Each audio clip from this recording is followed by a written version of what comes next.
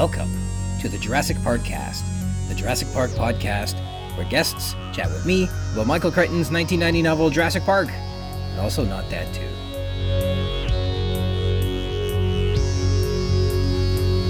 My name's Ryan Rogers, and I'm a big dumb Jurassic Park fan. Welcome to episode 35, Return, recorded on October 15th, 2022. It's Apple Day.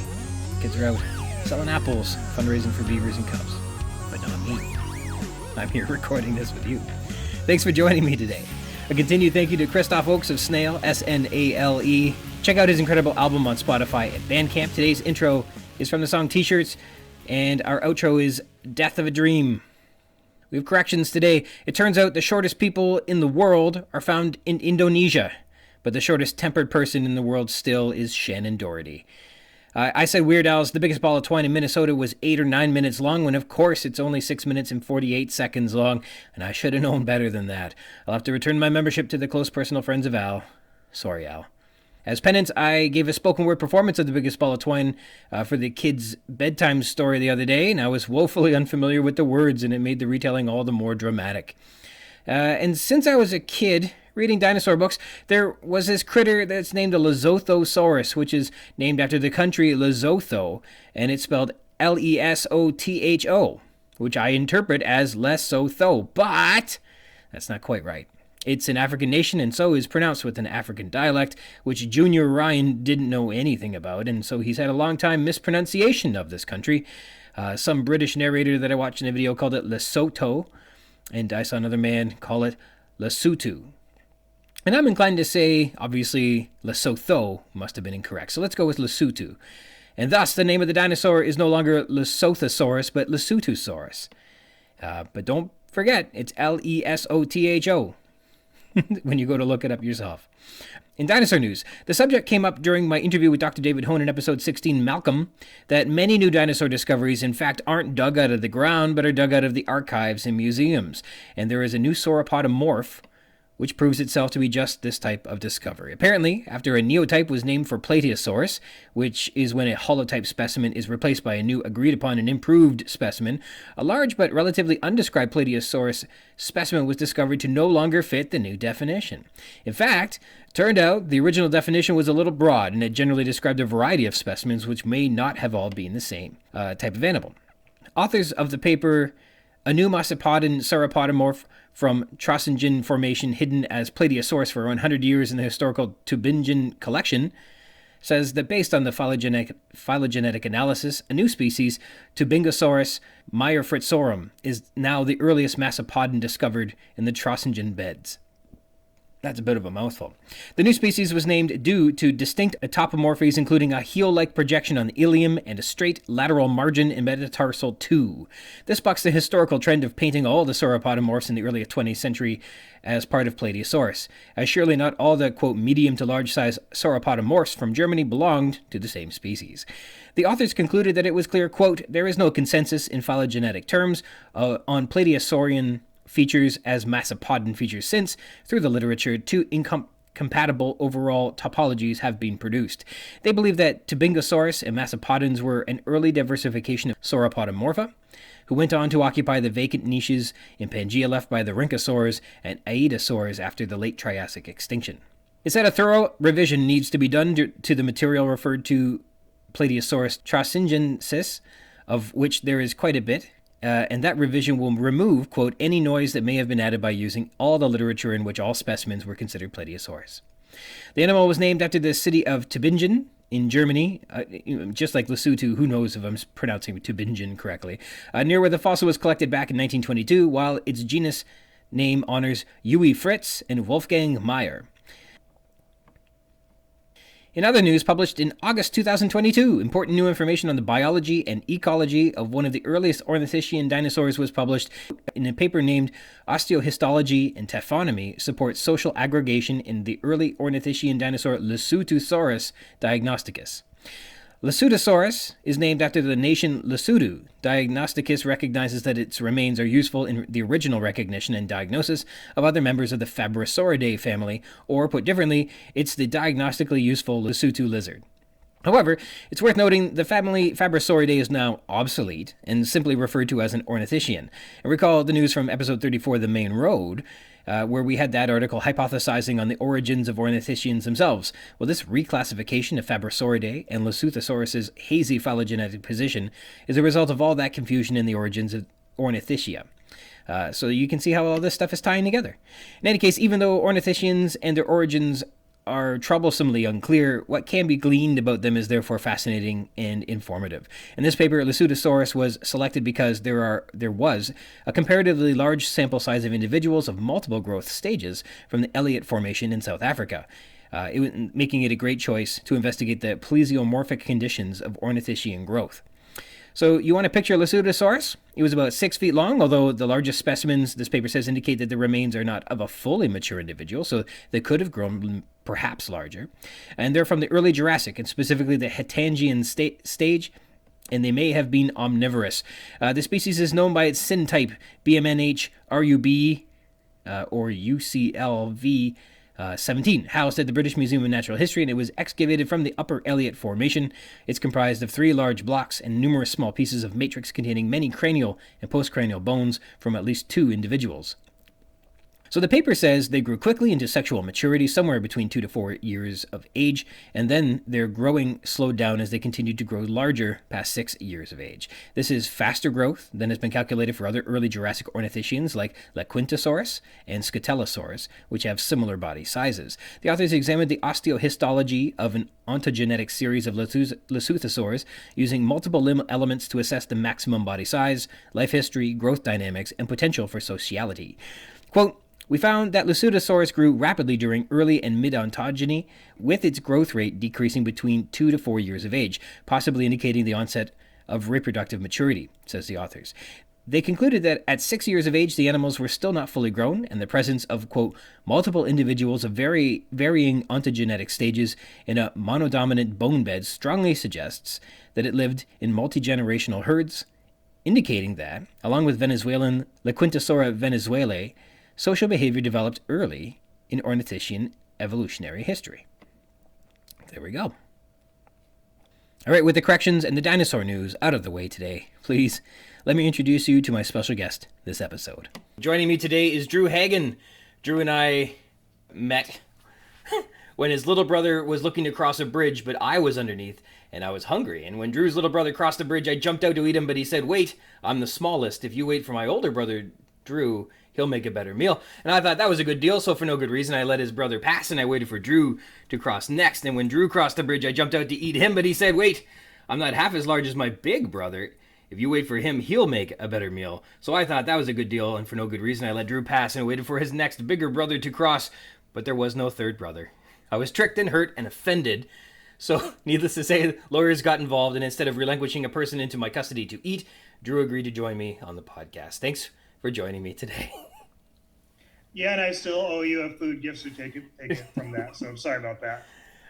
Getting lawyers involved is always a fun way to start a relationship. Would you agree? Well, I'm on here now, so I have to agree, yes.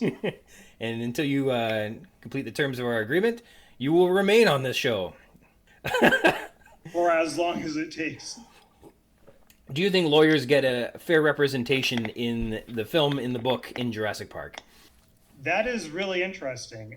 As far as I've heard and seen, yeah, I think they do get a very good take and representation in the movie. Although I wouldn't want to eat one or be one or have anything to do with them, really. So, yeah, it's perfect. It was funny how Gennaro is a totally different character in the book than he is in the movie, and in the movie he kind of gets reduced down to this kind of shivering little loser, and he's kind of a tough guy in the book that has to face his fears and stuff like that. So that's I think he gets kind of misrepresented in the film in a way. Yeah, I agree, but that also goes to what they had to do for the movie to keep the plot going versus what can actually be done in the book. And so having them shift things around and distill everything down to the base essence of the story. A lot of things had to be cut and combined, and that's actually kind of the cool thing, to go back and read the book after watching the movie, read the book first, see what they changed in the movie, and figure out all these things. Hmm. Yeah, it's seeing the adaptations and what the choices they make.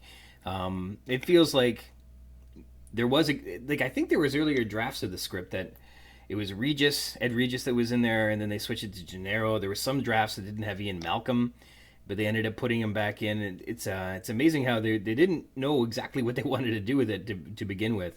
And I feel like Gennaro might have been one of those pieces that was kind of just scrapped together, and he didn't quite get the full shake that he might have got. They didn't feel like he was an especially important character, that's for sure.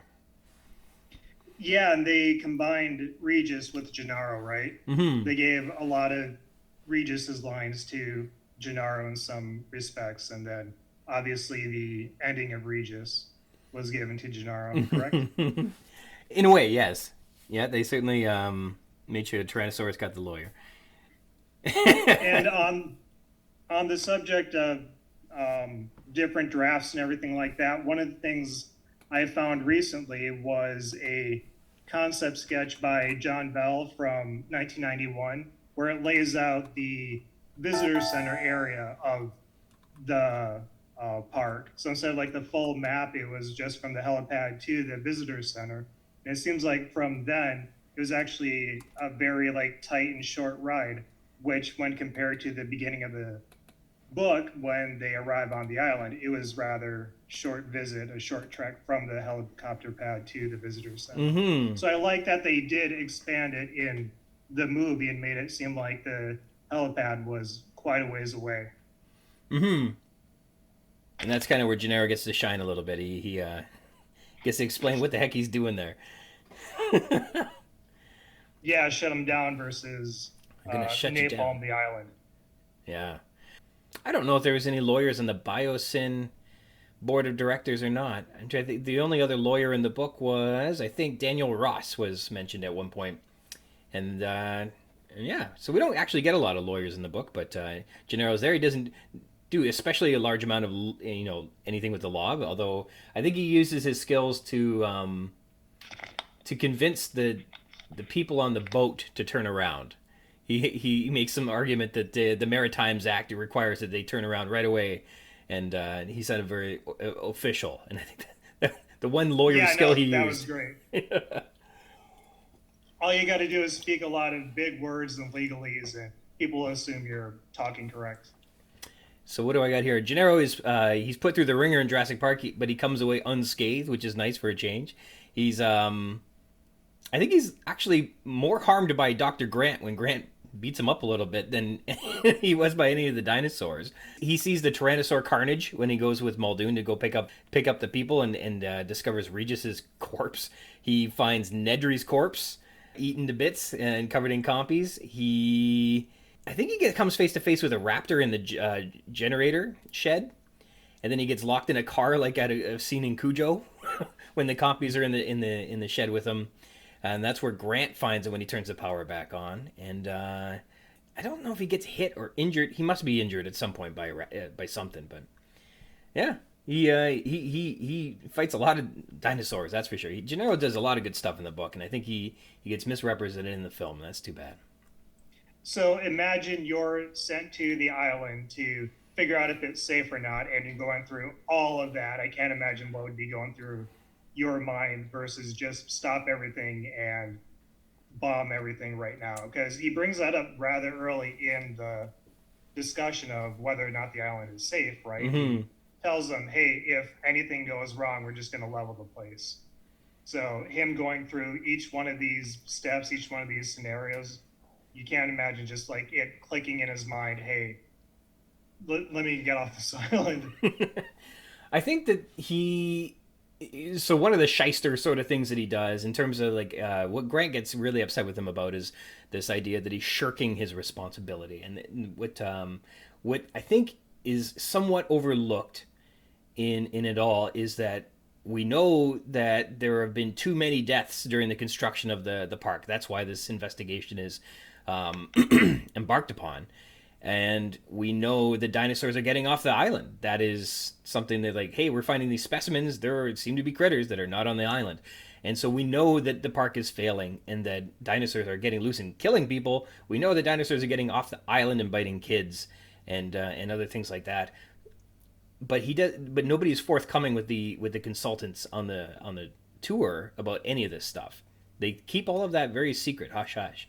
And I think that is disappointing in that all the evidence they needed to shut it down to say, hey, this isn't working, already existed. They didn't actually need consultants. But I guess so. The real difficult part was that maybe Gennaro was holding out hope that they were going to be able to spare the island, but it's just bizarre that they didn't really provide all of the evidence needed.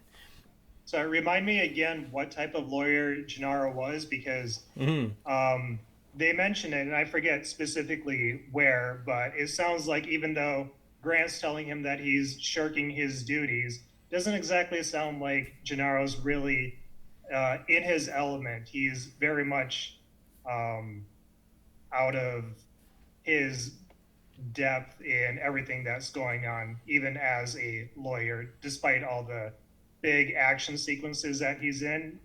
Doesn't seem like it's necessarily his job and his duty to say yes or no on whether the island goes forth or not. Yes, he I think is a finance lawyer of some sort. He seemed to be a big part of the fundraising campaign. I don't know that he was actually ever in a courtroom or anything like that. But you're right. He does appear to be more like he seems buff and fit, but like tennis court buff and fit, not Steve Irwin tough and fit. Yeah, exactly. He has the power to pull the funding, not like pull a grenade. That's right. Yes. I think there's a scene where he's trying to load a rocket launcher and he puts the ammunition in backwards or something like that. Yeah, he's definitely out of place. Yeah, that was fantastic. I kept picturing it as a kid as I read it, because I saw the movie first, read the book, then listened to an abridged audio version of it. And it wasn't until later that the toy figure of Molden came with the rocket launcher that I believe was modeled after. It comes with a rocket launcher. Of all the guys that should not have had a rocket launcher. Well, you make a good point in terms of like imagining that if you were there and what you were going to do. We're getting to a part in the novel where the Tyrannosaur breaks out of the fences, and we're talking about Regis and Gennaro. Gennaro wasn't there in the book, but the whole concept of would you be a hero? What would you do in being faced with a Tyrannosaurus that was going to try and get into your car? Do you think you'd fall in the lines of Grant or the kids, or do you think you'd be like a Regis, wet your pants and run away? Like, I can't even imagine. Depending on where it is in that situation, but considering Grant even left his car, I would probably pee my pants to run away. I mean, I really don't blame him for it, but yeah, he gets not a real poetic moment later on, but it's fitting for someone who just left kids behind. Yeah.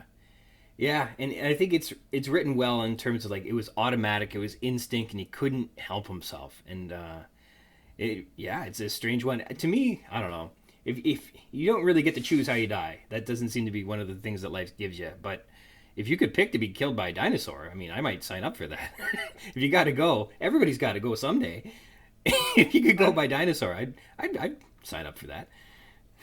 If you'd go by dinosaur, I'd probably pick the compies, because out of all the deaths that you listen to, it seems like that one would probably be the least painful, more or less. Yeah, it's funny. I mean, after a while. What's funny with the compies is at the beginning, when the girl gets bit, she talks about how painful it was, but at the end, when Hammond's getting bit, it's about falling asleep and being anesthetized. So there's kind of like this strange, but maybe they were trying to say she had an allergic reaction. Anyhow, they describe how the poison affected the girl very differently than how it affected Hammond in the end.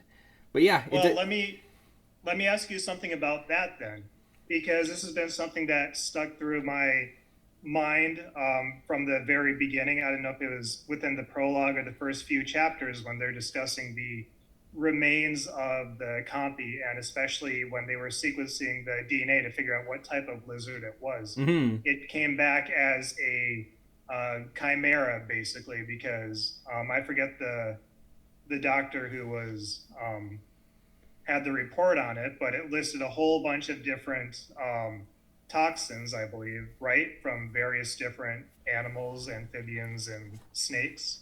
They mentioned that it was very much like a cobra venom.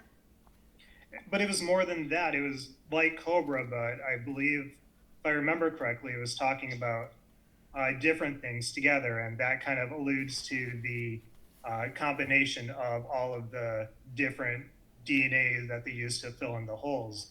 So, with that being said, the compies, would they have naturally have had a venomous bite like that, or is that something that is a byproduct of the creatures that they use to fill in those holes? Hmm. My interpretation, and this is just me, I don't know that if the book spells this out quite like this or not, but especially as the park starts to fall apart, we get these. Wu goes back and looks into the DNA, and he is reinvestigating why the animals are breeding and stuff like that. And it comes to the point where it's believed that if they can breed, maybe all of their systems of control are not what they expect them to be. It's strongly implied that they actually haven't tested the lysine contingency, so they don't know actually if that works or not, which is crazy. They think that they might have experimented with that a little bit, but it sounds like that is uncertain. They don't know if that may or may not work. My interpretation is that they cloned legitimate dinosaurs, that they got authentic dinosaurs, and none of their systems of control actually worked. Their ability to keep them all female didn't work. I don't think the lysine contingency worked. That's my interpretation. That actually none of it worked, and but that's not how it's kind of spelled out. It's just the way I look at it. So I would like to think that the compies, as Crichton Have the perceived them, venom. would have been venomous in that way. But there's also different things. Like I think the when the dilophosaur is venomous as well, these are all functions of it having a weak jaw, and therefore, and I think they even said the tyrannosaur had a weak jaw. Like there's a scene where I think Malcolm shows that he has like bruises on his stomach where the tyrannosaur picked him up and thrown him, and out of its mouth, and he's like, and then there's a mention of like how the dinosaurs didn't have strong jaws or something like that, and I was like, gee, that doesn't sound like a tyrannosaurus at all. But the dilophosaurus specifically said that it was venomous, and then it would wait for something to die, and it could nibble as it saw fit. But of course, we see with Nedry that it like it chews and bites through bones without any trouble. So I don't know. But Well, that's one thing that I do like about this book that Crichton seems to be towing the line is that are these real animals? Aren't these? As well as if they are real animals, I love the idea that he's bringing in all of these characteristics, not just behavior, but things that don't fossilize or can't fossilize, mhm. and what those things would be if you brought animals back from extinction that we have no idea what they would do, what they would be, or anything like that. So I love that he brought in things like venom and poison and eyesight and behavior. Mhm. So that was fantastic reading up on throughout this. And one thing about the breeding, in your most recent episode at this point, episode 33, you brought up that German paper That's right. about the amphibians being able to uh, not spontaneously, but change Hermaphroditism. gender. That's right.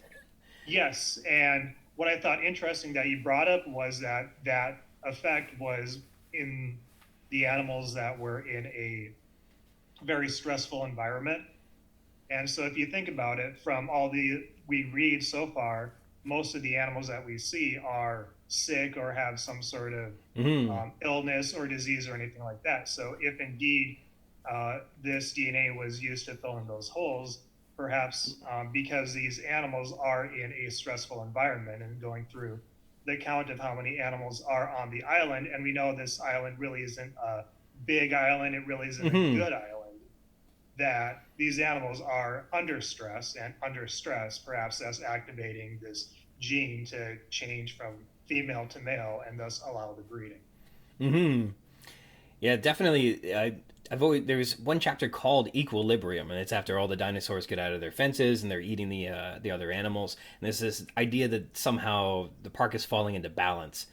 And earlier there was some mention of like the herbivore to carnivore ratio in the wild is like 25 to 1 or something crazy like that, or 20. I forget exactly what the numbers were, but the idea, anyhow, there were far too many carnivores on the island to last a month if they were to start eating the herbivores. So I mean, there was no equilibrium to be found there.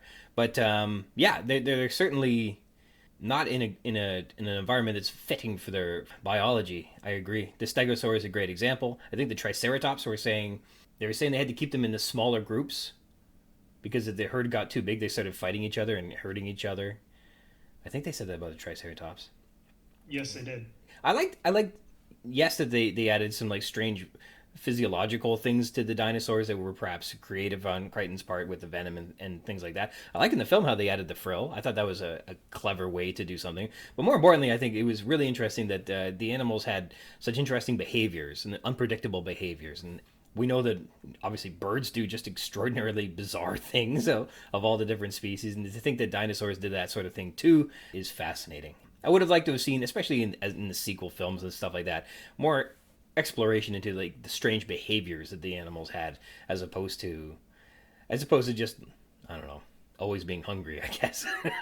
Oh, for sure. That's one of the other things that Crichton does really good with both books is knowing that these are essentially, in the public's eyes, monsters, creations, and really stepping away from that and showing the animals in more of a animal light, such as the T-Rex being, at least in the movie, more curious, and the dilophosaurs in the book during the river ride.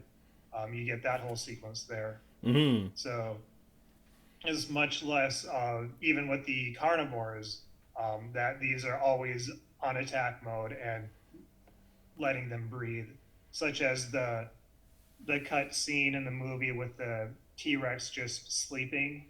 I mean, I thought in the book at that portion, sure, it's you could say a monster just having a nap, but I read into it as, hey, here's like a lion who just finished a meal and is taking a nap, whereas it could be a dangerous creature. It isn't necessarily Mm-hmm. dangerous at that time.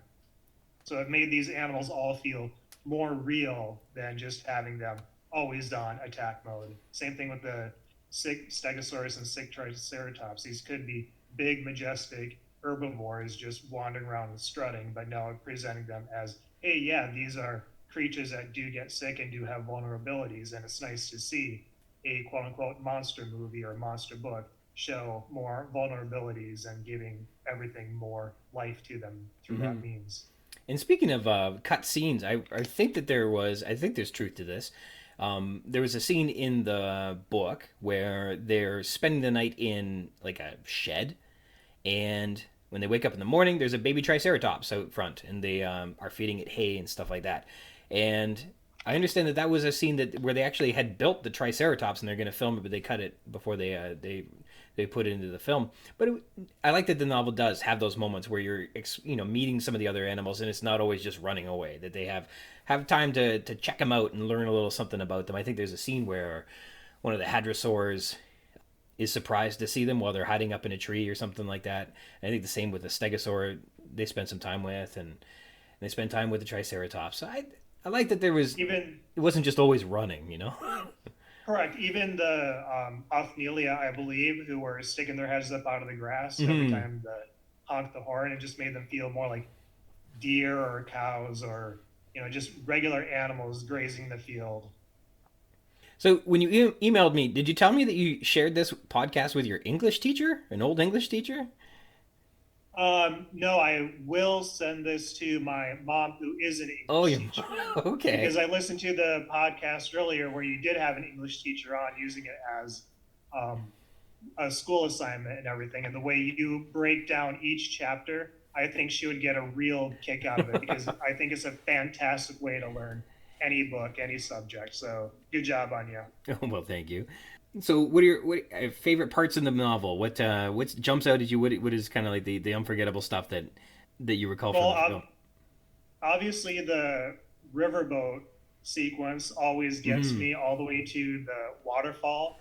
Going into the waterfall, the whole tongue sequence, and then just the waterfall shutting down and going back over it, just catching all the bits and pieces of everybody just missing each other, Mm-hmm. whether it be not following the compies and finding Nedry, or whether it would be turning away from the computer monitors at any certain point or whatnot. Just these little touches of the park where if any one of these things was followed up on or saw at the correct time, maybe a lot of this disaster could be um, prevented. But then that goes back, Crichton expertly does, into finding all these little things that could go wrong, that do go wrong, that then lead to the chaos that we do see. So I think it's great interspersing all of these small moments and just piling them all up.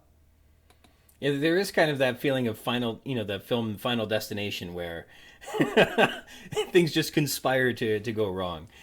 Yeah, and there's a lot of moments like, oh, you just missed him. He was right here, in a pokeroo sort of way.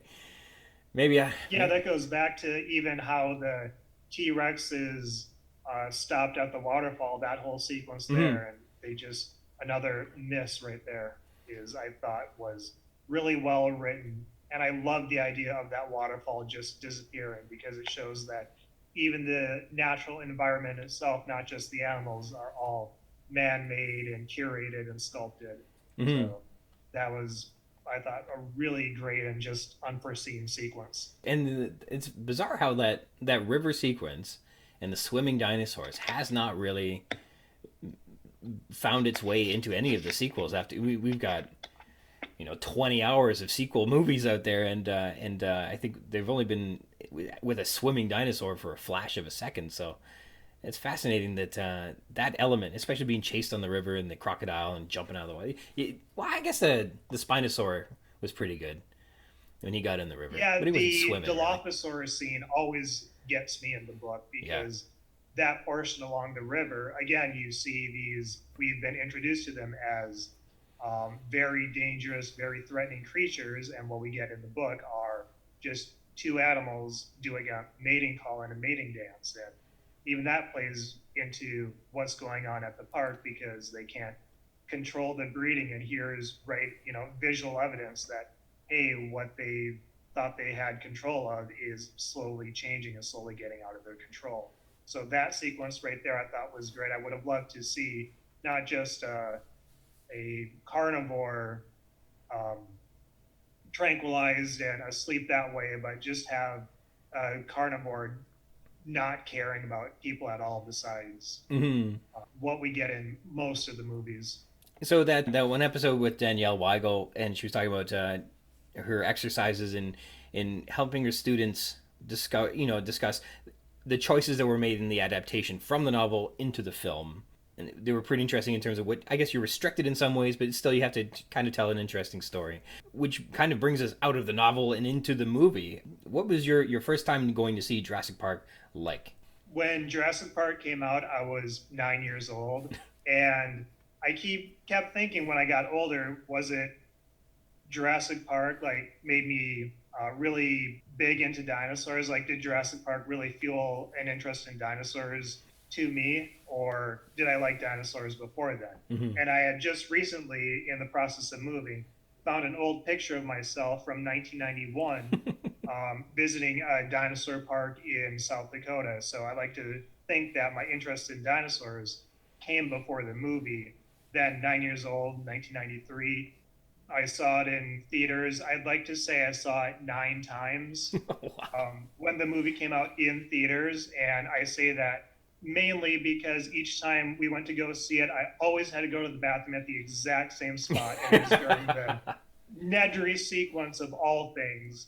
Every single time I'd have to get up and go to the bathroom and miss out that whole entire thing. So I kept wanting and kept pushing to go see the movie until I finally sat down and saw that part in theaters. I can see the theater now saying, "Where does he think he's going?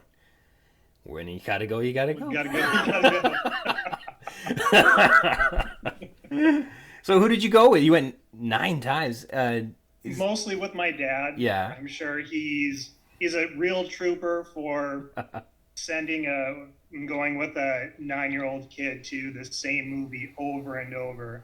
There was one time when we were visiting a relative out in Pennsylvania at the time. We went to go see not only that because I pushed that, but I think Robin Hood Men in Tights was playing at the same time. Okay. And so we went to both of them because they were tired of seeing Jurassic Park over and over.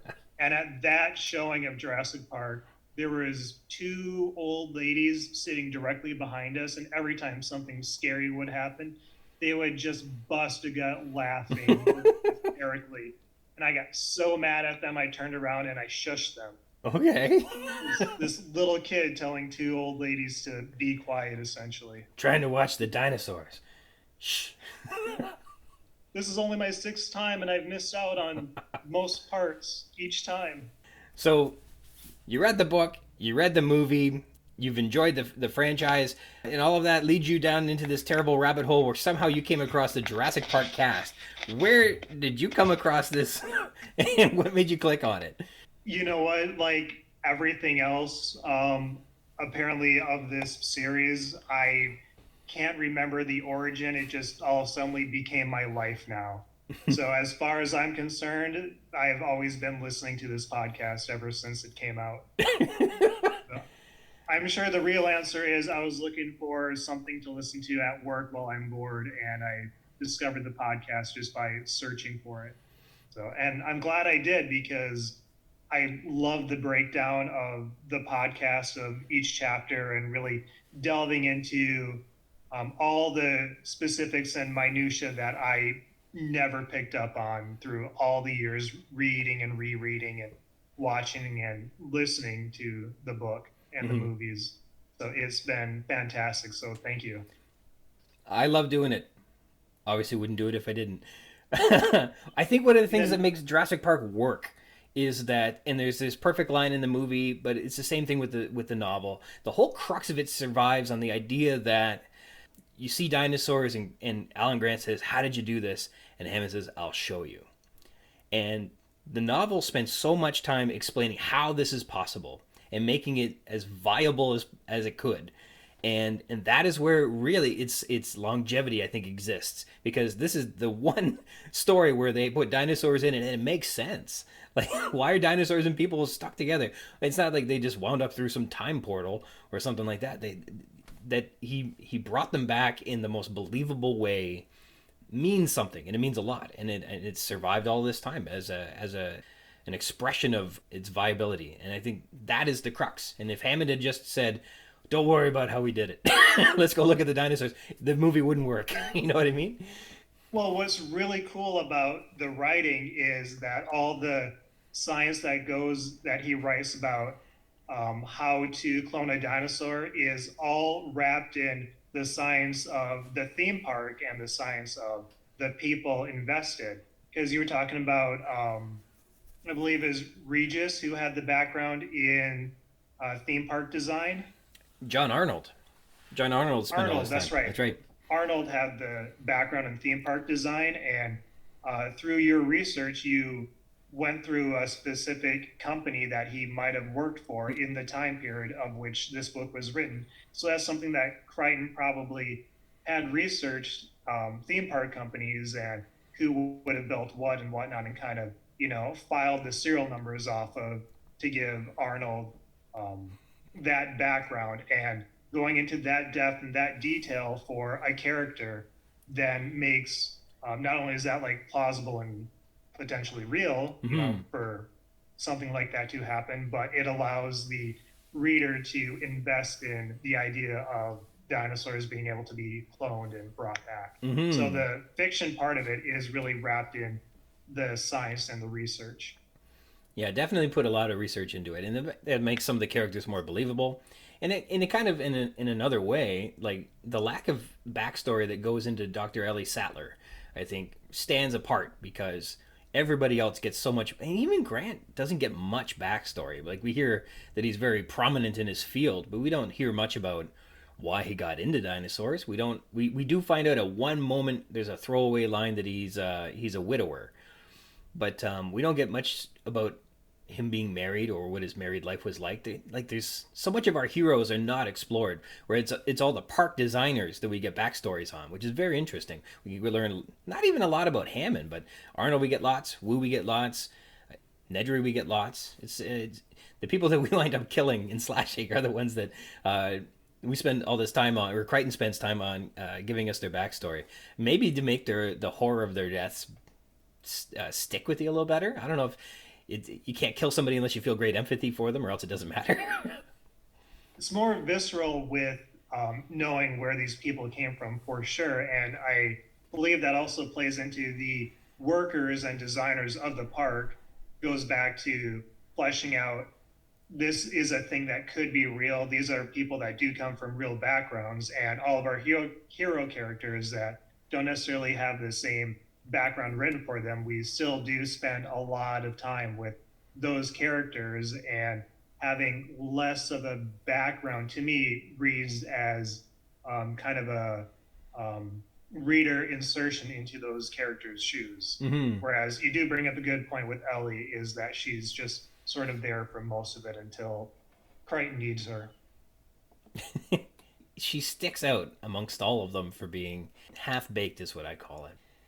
I can't say I've read too many Crichton novels, but is there I don't want to say a pattern, but does he write female characters well? I know in Sphere, there's definitely one that Sharon Stone plays in the movie. I know in Timeline there's definitely one who goes back in time and has an adventure. Yeah, there's usually a female lead that's a hero in that joins the heroes. But are they written well? Like yeah. I think they're always scientists in their field. I want to say, I don't know if it was Micro or Nano or what the name of the book was, but I think one of them even got to be a villain, which is kind of fun. I couldn't say with certainty, but I know that they're there, and I know that they're main characters. I don't know about Andromeda Strain. I can't recall. I don't think in Rising Sun. Obviously in was it Disclosure? Well, I was gonna say, if we step outside of his authorship, in Twister, Helen Hunt's character was very well written as a screenplay. Yeah, and I think the film adaptations. Now he might have written Twister with his wife at the time. I'm trying to recall. I wonder if he did. I think he did. And certainly Spielberg picked up on when he decided we're going to put Sattler in here. He really did a conscientious effort to say we're going to do Sattler better than what Crichton did in the book. She needs to be improved, and Spielberg made a bunch of good choices with her because she's a great character in the film as well. Yeah, and I love the race that Ellie did in the movie to the shed, the maintenance shed, and doing the jump over the logs and the splash in the water. And then when you read in the book, it's more of a homage, that sequence, to what Ellie's action, her main action, is in the book. So that was a really nice touch of cinematography there, I thought. So everyone, all these thoughts are after the fact, not my 9-year-old self when I went to go see the movie and read the book. So speaking of all of the movie and everything and the podcast and the dinosaurs, Drew is here on this show because he listened to episode 23, Control, with my great guest Dan Rose, and we were stuck on the ridiculous concept that 3 raptors in the raptor pen had somehow spontaneously changed gender, mated, escaped the raptor pen, laid a bunch of eggs, and then went back into the raptor pen just so that Grant could find the eggs and proclaim that Malcolm was right, life found a way, and give us a tagline that floats the believability of 5 more ridiculous movies. And my interpretation of all of that makes it sound so contrived. And that's because I'm tainted, I think, by nostalgia. I cannot separate my interpretations of the movie from my preteen first impressions. I'm horribly, irredeemably corrupted by my childhood nostalgia for the film, and envisioning it with fresh eyes is incredibly difficult. And this is why I welcomed Drew to join the show, because there is so much I cannot see, and he's come to shed the light. So, Drew, shine on, man. Why are the raptor eggs out in the wild far more believable than I could have ever hoped to understand?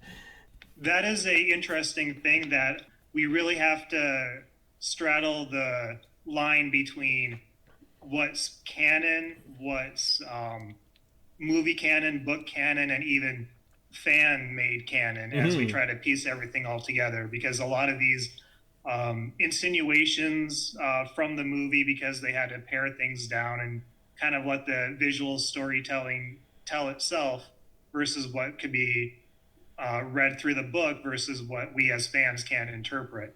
Well, actually, let's start with the raptor pen itself, if you wouldn't mind, because that's the very first thing we see in the movie.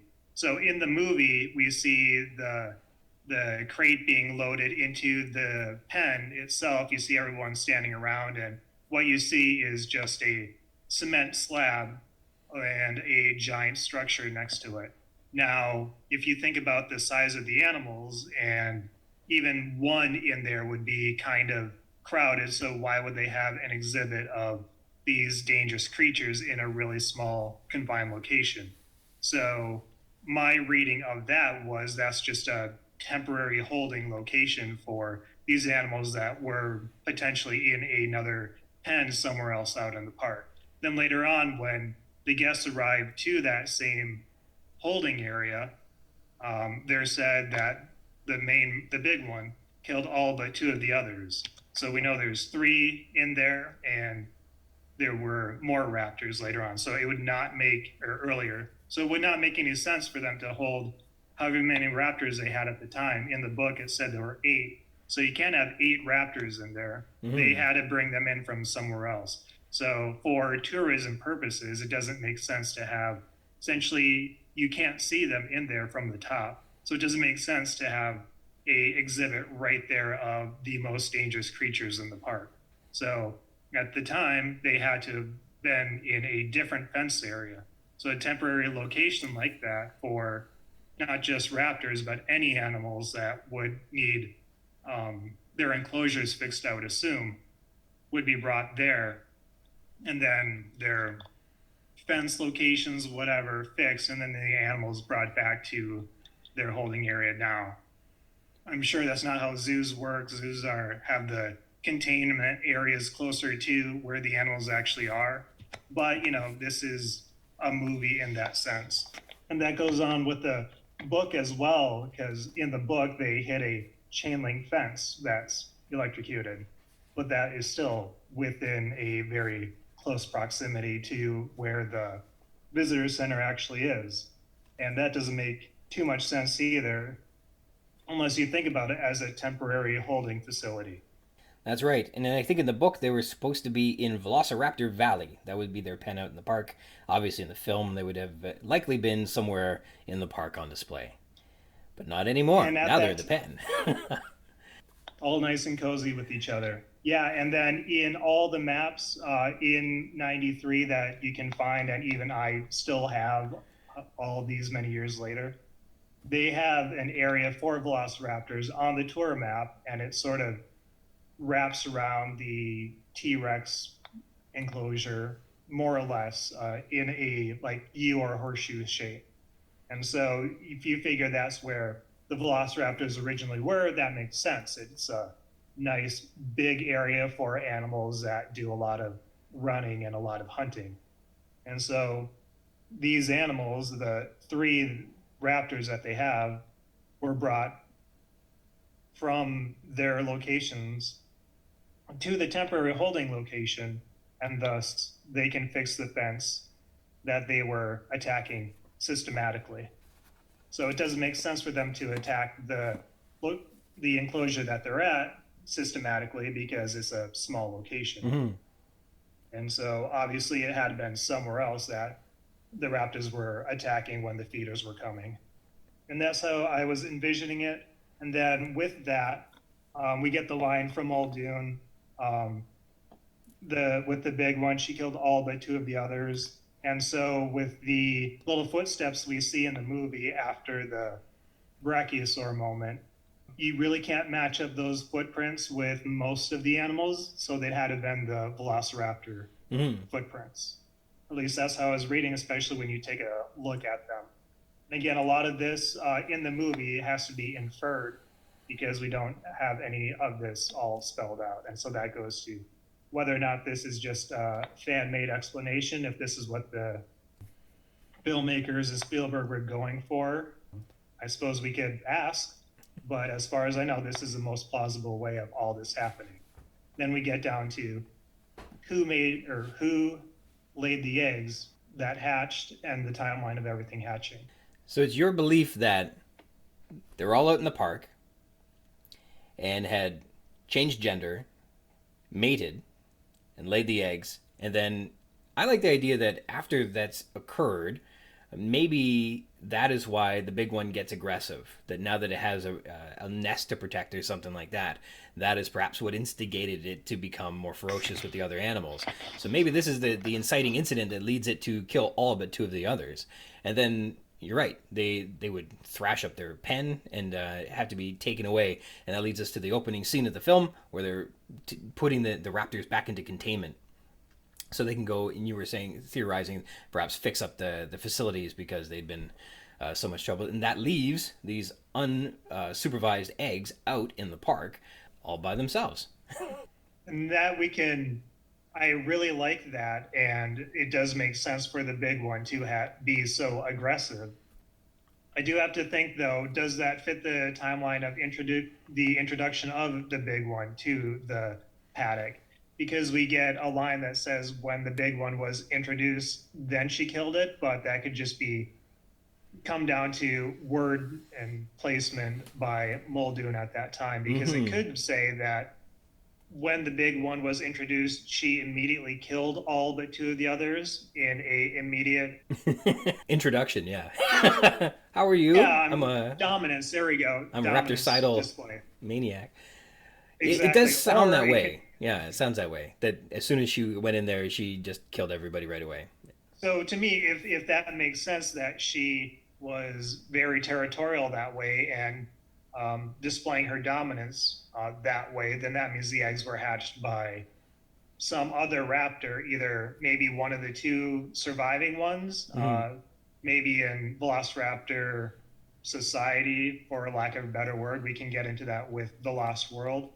Maybe the females are dominant and the males are subservient. And in the book, we hear from, was it Wu, who said that the difference between males and females can sometimes be indistinguishable. So for velociraptors, or at least this iteration of velociraptors, that could be true.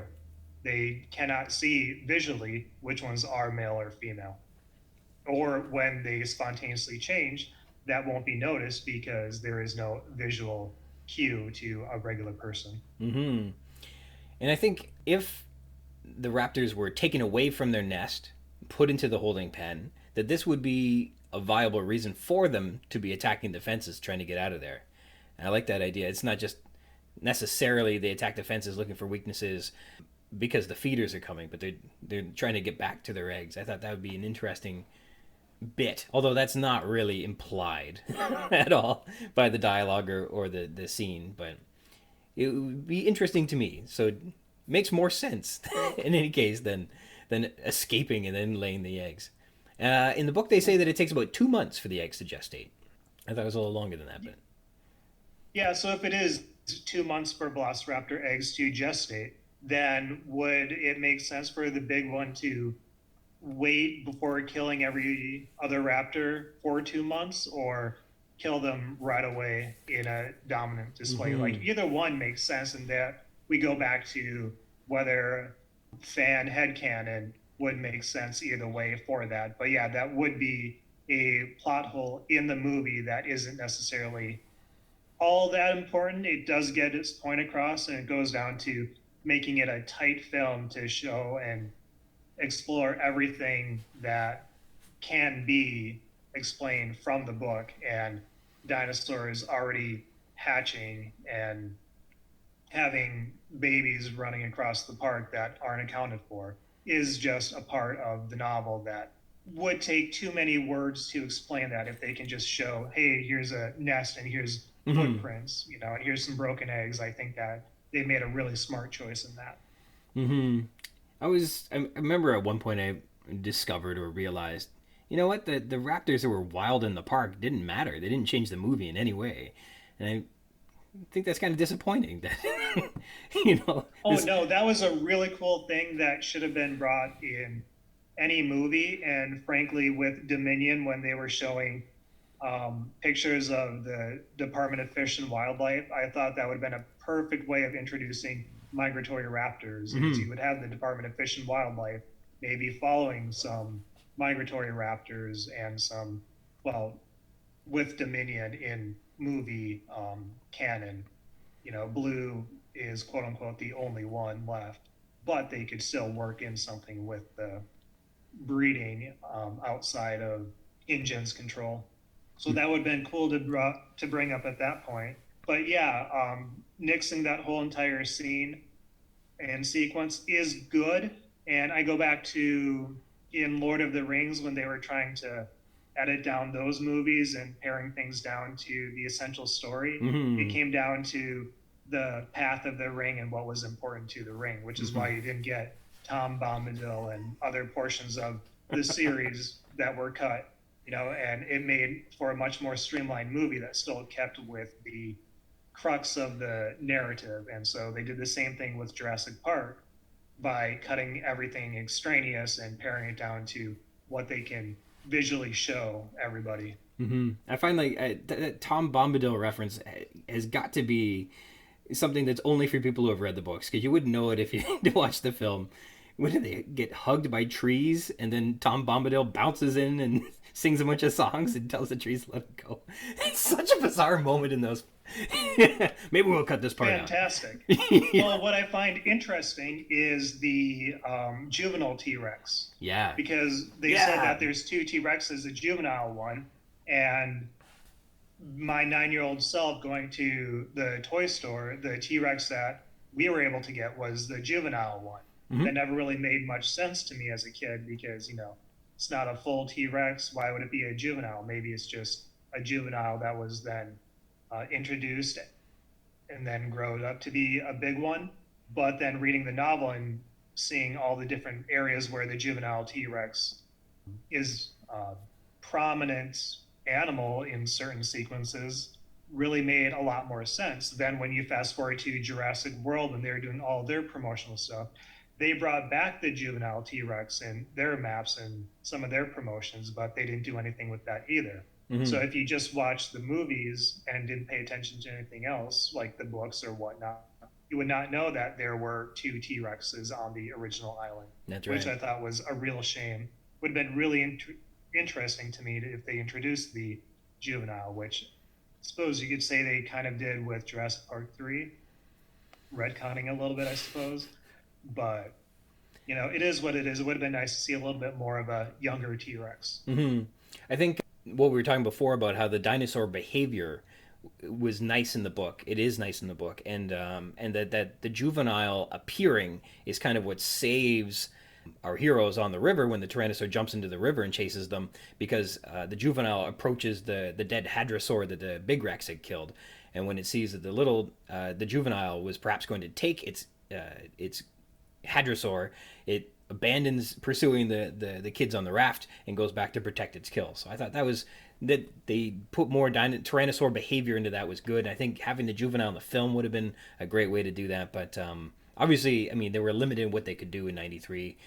What we did get was awesome. But you're right, in the sequels, it would have been more fun to see a little bit more behavior. I know in The Lost World, the novel, a lot more Tyrannosaur behavior and nesting and things like that were done. I think there's a scene in the Lost World where one of the Tyrannosaurs marks their territory by squatting on the hood of one of their vehicles and poops on it or something like that. I think that happens. They do There's a lot of stuff like that happens in the second book, which was really interesting to think about. Well, we're just about out of time here. I think as per the terms agreed upon by our lawyers, you are free to cross the bridge as you wish. You can deliver the littlest Billy Goat Gruff to me, before Christmas, whatever. Whatever works for you. Thanks for coming on. This has been a lot of fun. Absolutely. Thanks for having me, and I hope that cleared up the situation with the Raptors for you. It's been a lot of fun. I'm glad you reached out. This has been excellent. I hope all the English teachers and mothers in your life enjoy the podcast when you share it. Absolutely. Thank you so much. All right. A special thank you to Drew Hagen for joining me. Thanks for touching base, reaching out, and coming on the show. I really appreciate it. This week's text is Return, spanning from pages 191 to 193, a bit of a short chapter. Synopsis: driving in a gas-powered Jeep, Harding, Gennaro, and Sattler are impeded by a large fallen tree. Their radios are down and they can't report the damage back to the control room. Characters: Harding, he finds a downed tree blocking the road and knows they cannot move it, so attempts to report it in to Arnold back at control on page 191, but discovers the radios are out. Harding believes the land cruisers should have already returned to the visitor center by this time, outside the range of their little set on page 192. Harding feels it'll likely take the maintenance crew hours before they come out to remove the fallen tree, and so turns off the radio and heads back to the turnout to get onto the maintenance road. Harding suggests that by using the secondary maintenance road back through the park, that they may even get lost on page 192, and this suggests that there must be a series of arteries deviating all along the path, which connect to feeding areas, storage areas, sheds, and other paraphernalia required to operate the park. Donald Gennaro. He remarks that the downed tree blocking the road is, quote, a hell of a tree, suggesting that the storm is proving to be very powerful on page 191, and he believes the radios are being affected by the storm as well. And so this isn't because of Nedry, this happens to be because of the storm, I think. John Arnold, he's back at control, but he can't be reached on the radio on page 191, and he worries that the system might be fried during a power surge, which happens on 192, and then they lose power. With the power going out, he stresses. And as the computers come back on after the power surge, he collapses back in his chair in relief. He sent guards out to get Nedry back. They need Nedry to stop the park from shutting down. Arnold reveals that he's been trying to reach the land cruisers on the radios, unsuccessfully as well, on page 193. There are 6 channels on the radio. He's resorted to using, quote, this, because, quote, the main board is down. There's no indication as to what this is, but presumably it's one of the small walkie-talkies that Harding was also trying to use to raise the land cruisers unsuccessfully on 193. As far as Arnold knows, the land cruisers are safe and just stuck in the rain, and everybody should be okay, so there's no urgency. He and Muldoon are leery about telling Hammond that the grandkids are stuck out in the park, and Arnold is resigned to waiting for Nedry to return. He can't restore the systems until Nedry fixes what he's done. To track what he did would take hours of staring at the system code. Dr. Ellie Sattler, upon hearing that the radios are down, she suggests that they try connecting with the land cruisers. I don't know how, because the radios are down, though. Dennis Nedry. Arnold has sent guards to get him back. He's probably reading a comic book on the toilet, thinks Arnold. They need Nedry to restore the systems at the park, and nobody can find him. Robert Muldoon. Muldoon is upset that someone's taken the Jeep he prepared earlier, and he's hoping to retrieve the guests from the park, but he can't without the gas-powered Jeep. He doesn't like that the walkies and radios aren't able to raise the land cruisers, and it reaffirms his intentions to go get the tourists from the park. But all the maintenance vehicles are over in the east garage, more than a mile away. They're counting on Harding returning with the vehicle soon, and Muldoon wonders if anyone's told Hammond that his grandkids haven't returned yet. And John Hammond, all we know here is that if he knew his grandkids were stuck out in the park, he would be furious. Some localities, there's some road that they're on. A tree has fallen and blocked this road, and they're out of range of the visitor center on the little sets they use to communicate between cars. The radios and the walkies aren't useful in the storm. Maintenance crews will take hours to get out and remove this tree that's blocking this road, and if they double back toward the southern fields, they can find the turnout and get onto a maintenance road, which is a second road system for animal handlers, feed trucks, and so on. And this reroute may take 30 to 40 minutes. The visitor center. Guards have been looking for Nedry for 5 minutes, and in 5 minutes, Arnold figures that the guards should have found him by now. If he's in the building, this suggests that the visitor center isn't, in fact, especially big. For all the rooms and security cards, even for a couple of people to cover the entire grounds, in 5 minutes, it suggests that this just isn't a very big facility. Stylistic techniques. We have italic, flick, flick of the wipers on 191. This is also onomatopoeia, where the word sounds like the word that it denotes. This reminds me of the terrific joke where a doctor tells his patient, "I'm afraid you have onomatopoeia." To which his patient replies, "Geez, doc, is it serious?" And the doctor answers gravely, "It's as bad as it sounds." Get it? M dashes. The telephone line and M dash. Bang! M dash. No more motherboard. Page 192. And this is more onomatopoeia here with the bang and the exclamation mark. But in this case, the M dashes serve as an interruption in the sentence, suggesting this noise interferes with the telephone line. It's very fitting. And in this case, it's Arnold dramatically portraying what it would be like, bang, for the motherboard to be fried. Literary techniques, we have irony. Quote, "Oh damn, will you look at that? says Harding to start the chapter, and you'd think that he was shocked or dismayed by discovering that the Tyrannosaur had escaped and eaten everybody, because this comes immediately after just such a thing has just happened, and sequentially it'd make sense that we're reviewing the horrific scene that left in the wake of the Tyrannosaur, but instead Harding is just upset that a tree has fallen across the road. His emergency plays ironically against the emergency we've just witnessed with the Tyrannosaur attack in the previous chapter, and it pales in comparison as well. Onomatopoeia, as I outlined its use already, there's no need to repeat this, but we had the flick with the wipers, and we have the bang with an exclamation mark, no more motherboard, that came earlier. And both those words are spelt like the sound. Discussion. We have some problems with narration. Can't raise them on the radio, Arnold says. Quote, I have to use this because the main board is down. It's weak, but it ought to work. I've tried on all 6 channels. I know they have radios in the cars, but they're not answering on 193. The added emphasis is mine, where I said this. Crichton has failed to say what this is that Arnold is using and trying all 6 channels on. But, I believe that we're told that the car has some walkie-talkies. The walkie is mentioned briefly as everyone is climbing into the Land Cruisers and receiving their pith helmets. Remember that part?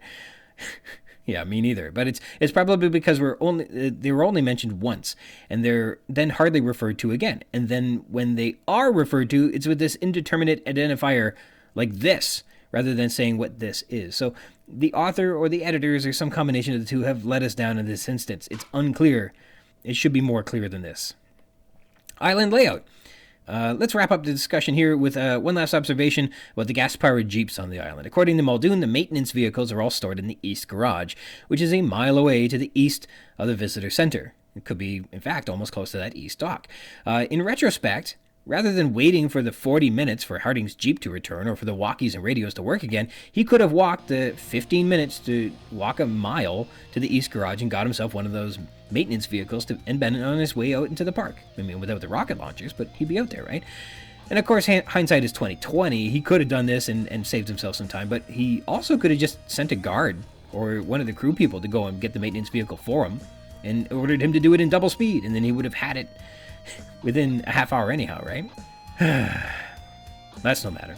I don't think, hear about the East Garage and the other gas-powered vehicles at any point again. And as we're about to wrap up this episode, let me once again thank Drew Hagen for joining me and sharing his thoughts on Jurassic Park. I really have had my mind changed on the velociraptors in the park and the eggs and things like that. So that's great. I appreciate it. And I want to sign off today thanking you for joining me. If you want to read along in the book and add some thoughts to what we've been discussing on the show or be a guest on the show and chat with me about anything you like about Jurassic Park, you can do that by connecting with me. I'm at ryansrogers@gmail.com. If you'd like to be a guest, drop me a line and we can try and set something up and we can rehash and tear down and gush over and chit-chat about any part of the book, or also not the book, all you'd like.